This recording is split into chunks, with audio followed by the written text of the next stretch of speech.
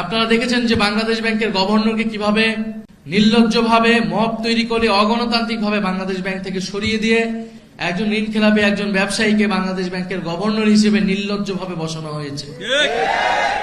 তারা বিচার প্রক্রিয়ায় হস্তক্ষেপ করলো। তারা কোনো কারণ ছাড়াই, কোনো অভিযোগ ছাড়াই ট্রাইব্যুনালের যিনি প্রসিকিউটর ছিলেন, চিফ প্রসিকিউটর, তাকে সরিয়ে দিলেন এবং বিচারে নানা ধরনের হস্তক্ষেপের কথা আমরা শুনতে পাচ্ছি। যারা ভিকটিম ছিল, যারা সাক্ষ্য দিয়েছে নিজে উৎসাহ থেকে, তাদেরকে নানাভাবে চাপ প্রয়োগ করা হচ্ছে এবং তারা নানান হুমকির মুখে আছে। ফলে আমরা খুবই সন্দিহান যে বিচার প্রক্রিয়াও সুষ্ঠুভাবে এই সরকারের আমলে হবে কিনা সেটা নিয়ে আমাদের মনে, জনগণের মনে সন্দেহ তৈরি হয়েছে। তৃতীয়ত, আমরা দেখছি, আপনারা দেখেছেন যে বাংলাদেশ ব্যাংকের গভর্নরকে কিভাবে নির্লজ্জভাবে মব তৈরি করে অগণতান্ত্রিকভাবে বাংলাদেশ ব্যাংক থেকে সরিয়ে দিয়ে একজন ঋণ খেলাপি একজন ব্যবসায়ীকে বাংলাদেশ ব্যাংকের গভর্নর হিসেবে নির্লজ্জভাবে বসানো হয়েছে। বাংলাদেশে বিগত সময়ে প্রায় 30 লাখ কোটি টাকা লুটপাট করা হয়েছে, বিদেশে পাচার করা হয়েছে।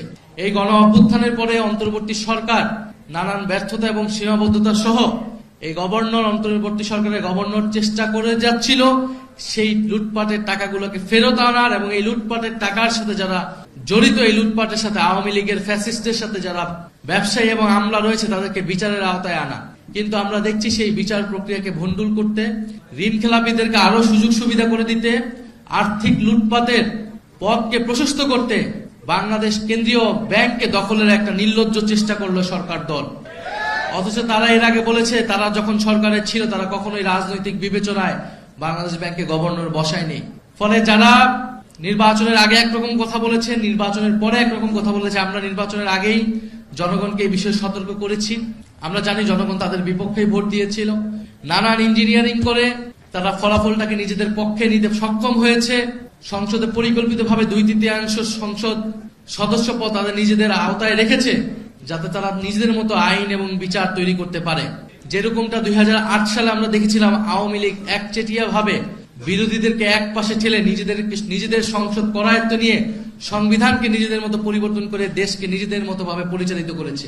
আজকের সরকার দল তাদের কার্যক্রম, আচার আচরণ দেখে মনে হচ্ছে তারা সেই পথেই হাঁটছে, সেই পথেই হাঁটার চেষ্টা করছে। আমরা খুব স্পষ্টভাবে বলেছি, বাংলাদেশে নতুন কোন স্বৈরতন্ত্রের উত্থান আমরা ঘটতে দিব না। উত্থান ঘটতে হলে আমাদের জীবনের উপর দিয়ে সেটা হতে হবে। ফলে সংস্কার প্রক্রিয়া বাস্তবায়ন হতেই হবে। যদি সংসদে না হয়, সেই লড়াই রাজপথে গড়াবে। আমরা সেই লড়াই রাজপথে গড়াতে চাই না। আমরা চাই মানুষ ভোট দিয়েছে, যেরকমই ফলাফল হয়েছে আমরা সেটা আপাততকালীন একসেপ্ট করে আমরা সংসদে গিয়েছি। সংসদে আলাপ আলোচনার মাধ্যমে আমরা এগুলার সমাধান করব। কিন্তু সংসদ অবশ্যই সংস্কার পরিষদ হতে হবে।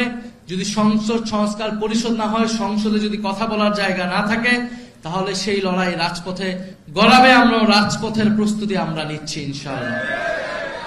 এবং আমরা খুব স্পষ্টভাবে বলবো, ট্রাইব্যুনালে যাতে কোনো ধরনের আর কোনো হস্তক্ষেপ না করা হয় এবং ট্রাইব্যুনাল যাতে নিরপেক্ষভাবে সুষ্ঠু বিচারের পথে চলে এবং যারা ভিকটিম, যারা সাক্ষ্য দিয়েছে, যারা ভিকটিম, তাদের নিরাপত্তার ব্যবস্থা করতে হবে অতি দ্রুত সময়ের মধ্যে। এবং আমরা দাবি জানাচ্ছি কেন্দ্রীয় ব্যাংকের এই গভর্নরকে সরিয়ে দ্রুত সময়ের মধ্যে একজন দক্ষ এবং যোগ্য, আপনারা আপনাদের পছন্দ অনুযায়ী দেন, কিন্তু দক্ষ, যোগ্য এবং সৎ ব্যক্তিকে বাংলাদেশ ব্যাংকের গভর্নর হিসেবে বসাতে হবে। কারণ আমরা আর কোনো লুটপাট, আমরা আর কোনো ঋণ খেলাপি, আমরা এই ধরনের বন্দোবস্ত দেখতে চাই না। আমরা চাই একটা জবাবদিহিতামূলক ব্যবস্থা। কেউই জবাবদিহিতার আওতায় আনবে না। কিন্তু বাংলাদেশের যে অর্থনৈতিক ব্যবস্থা এখন, যে ঋণ খেলাপি, যদি বাংলাদেশ ব্যাংক এইভাবে পরিচালিত হয়, বাংলাদেশ ব্যাংক যদি কোনো ধরনের জবাবদিহিতা ছাড়া দলীয় হস্তক্ষেপের মাধ্যমে পরিচালিত হয়, ব্যবসায়ীদের, ঋণ খেলাপিদের স্বার্থ সেখানে রক্ষা করা হয়, তাহলে বাংলাদেশ যে অর্থনীতি, সেই অর্থনীতির পরিবর্তন হবে না। বাংলাদেশ আরো খারাপ দিকে যাবে এবং জনগণ রাস্তায় নেমে আসতে বাধ্য হবে। ফলে আমরা চাই বাংলাদেশ একটি সামনের দিকে আগাবে। বাংলাদেশে রমজান মাস, দ্রব্যমূল্যের ঊর্ধ্বগতি হচ্ছে। নতুন সরকার হিসেবে আমরা এখনো ছাড় দিয়ে যাচ্ছি, আমরা এই বিষয়ে কড়া অবস্থান নিচ্ছি না।